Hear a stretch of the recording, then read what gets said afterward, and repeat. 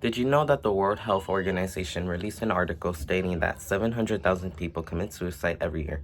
That sums up to one person every 40 seconds. Well, with the sources that I read, it is stated that suicide is more related in older people than youth, and the suicide rate spiked in the pandemic, and how other factors like mental health and environment overall also contributed to suicide rates. Next, we are going to be discussing suicide rates during the pandemic. So, even though people were scared that suicide rates were going to increase during the pandemic, early data from rich countries like England and Japan show mostly that they stayed the same or even went down. There's still risk factors like depression, money problems, and abuse. They gotten worse during the pandemic, especially for those that were young. So, mental health is still something that should be talked about and super important. Lastly, experts say that even though it is known to be full long-term impact, we shouldn't let our guard down. Suicide could be prevented with the right support and action. Lastly, we're going to be discussing reasons for suicide. So to start off, in Ontario, from 2011 to 2015, about 200 older adults committed suicide from aging from 67 years and higher, which is a small percent, but it is still a serious issue.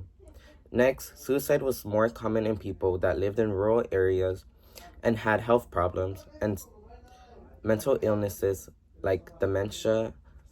And lastly, things like being older, living in long-term care, having physical health problems, and seeing a doctor more often can lower the risk of suicide rates.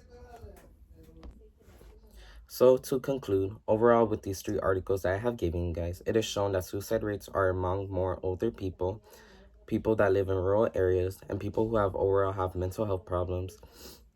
And it is our job now to make sure that we make suicide rates aware.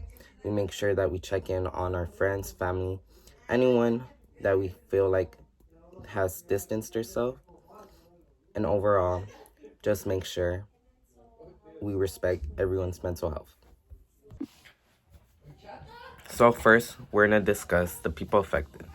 So to start off, most suicides were in Jianding from 2003 to 2013, were among elderly people ages 65 and up, and almost 9 out of 10 of these people either had some type of mental issue.